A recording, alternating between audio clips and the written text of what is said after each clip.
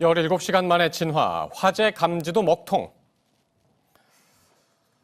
네, 조금 전에 현장 클릭에서 보셨던 고양시 저유소 폭발 화재는 17시간 만에 진화가 됐습니다. 지금 가장 궁금한 것은 역시 화재 원인인데요. 잠시 전문가 연결해서 한번 이야기 들어보도록 하겠습니다. 우석대 소방방재학과의 공화성 교수가 연결돼 있습니다. 교수님 안녕하십니까? 네, 공화성입니다. 예, 일단 17시간 만에 불은 꺼졌습니다. 제일 궁금한 게 이제 화재 원인인데 어떻게 보고 계시는지요? 네, 오늘 오후 3시에 정밀감시팀이 그 정확한 화재 원인을 조사한다고 그러지 않습니까? 그런데 일반적인 그 유류탱크의 그 화재 원인을 분석해 보면 그 탱크 내의 유증기가 그 통기구를 통해서 그 외부로 배출돼야 되는데 이것이 어떤 원인에 의해서 막히게 되면서 유증기가 탱크 내에 축적되어 있다가 그때 어떤 점화원이 불꽃이 가해졌을 때 탱크가 그 윗부분이 폭발하지 않았나 그렇게 생각이 드는데 이것은 탱크 전체가 폭발된 것이 아니고 이번 화재 같은 경우는 탱크 윗부분 그러니까 유증기가 존재하고 있는 부분이 폭발된 것으로 예상이 됩니다.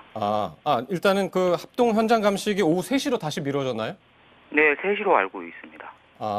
오후 2시 한다고 그랬다가 다시 이제 오전 11시로 이제 저희가 앞서서 이제 전해드렸었는데 그건 다시 한번 이제 확인을 해봐야 될 것 같고요. 일단 유증기로 인한 화재였다 그렇게 이제 보시는데 유증기가 빠져나가지 못했다는 거죠, 이제 통기구로.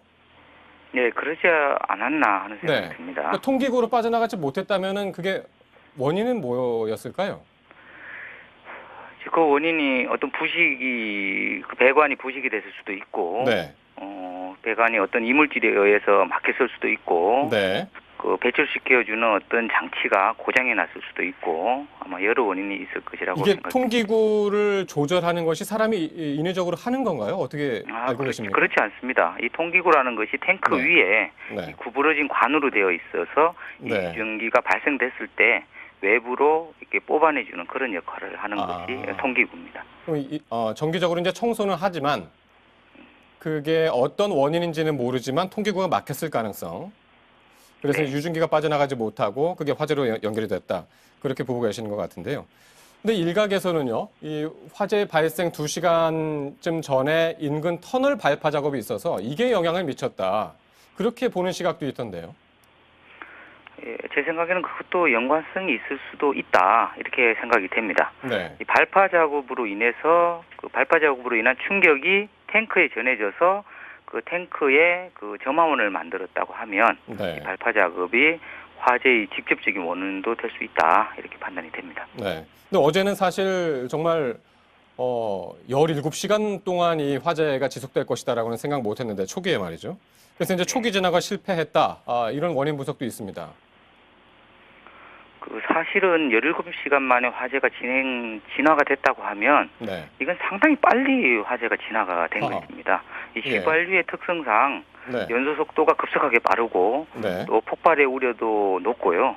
또 유류 탱크에서의 화재는 화재를 진화하는 뿐만 아니고 인근 탱크에 또 물을 뿌려서 열기를 식혀주는 과정 그리고 기존 화재가 발생한 탱크에 기름을 뽑아내주는 이런 여러 그 진화 과정을 동시에 수행하기 때문에 교수께서는 그러면은 17시간보다 더 진행될 걸로 예상을 하셨습니까?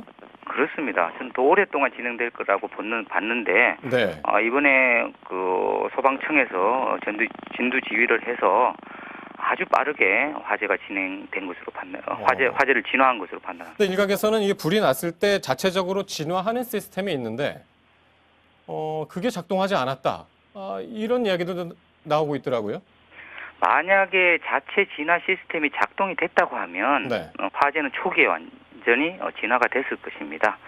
기본적으로 유류 탱크에는 그 화재 감지기가 있고 그 화재 감지기가 화재를 감지하면 포소화 설비라고 해서 거품을 일으키는 장치가 있습니다.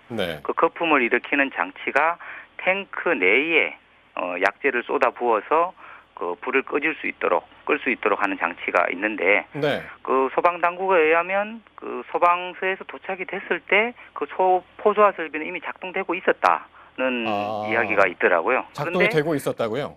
근데 그것이 조기에 작동되지 않았든지 작동이 되었다고 하더라도 약재가 정상적으로 나오지 않고 어느 소화 배관이 막혔다든가 부식에 의해서 네. 그래서 약재가 적게 나왔든지 이런 원인도 생각할 수가 있습니다. 불이 났음에도 그러면은 시스템이 작동하고 있음에도 이게 진화가 안 됐다는 거는 시스템을 애초에 설계를 잘못했다든가 지금 말씀하신 대로 시스템이 오작동했다든가 아예 작동을 하지 않았다든가 이런 가능성도 있겠군요. 그렇습니다. 그렇지만 시스템을 설계를 제대로 하지 않았다는 것은 아마 그것을 지적사항으로 삼기에는 좀 어려울 것 같습니다. 그는 법 규정에 의해서 설계를 하고 일반적으로 시공이 제대로 되는 것이 보통인데 네. 그것을 관리하는 게 문제입니다. 이것은 예. 시간이 지날수록 그 소화 배관도 부식이 일어나서 네. 화재 감지를 빨리 했다고 하더라도 그 소화배관 부식에 의해서 약재를 제대로 방출하지 못하는 이런 네. 현상이 지금 우리나라에 있는 유류 탱크에서 많이 발생되고 있습니다. 예. 어쨌든 지금 확인해 보니까 일단 3시간 넘게 지금 그 현장 감식은 진행 중이라고 지금 하고요. 네. 사실 이제 지금 유증기가 폭발 원인이라면 사실 이제 유증기라는 것은 우리 생활 주변에서도 사실 볼 수 있는 것 아니겠습니까? 그렇습니다. 뭐 하다못해 이제 주유소 같은 경우도 있을 수 있고요. 네. 이런 유증기 폭발 어떻게 예방이 가능할까요? 네. 우리 인근에 쉽게 볼 수 있는 게 주유소인데요. 네. 주유소에서도 이번 저유소처럼 탱크가 그만큼 크지는 않지만 여러 개의 탱크가 묻혀 있고 거기에는 유증기가 항상 발생되고 그것을 통기구를 통해서 뽑아내고 있습니다. 네. 그렇기 때문에 우리가 항상 주유소 인근에 사시는 분들은 항상 네. 주의를 기울여야 될 필요가 불씨 있습니다. 관리를 철저히 해야겠군요. 뭐 담배 핀다든가 뭐 라이터를 킨다든가 이건 절대 안 되겠고요. 당연합니다. 네, 알겠습니다. 공하성 교수였습니다. 고맙습니다. 네.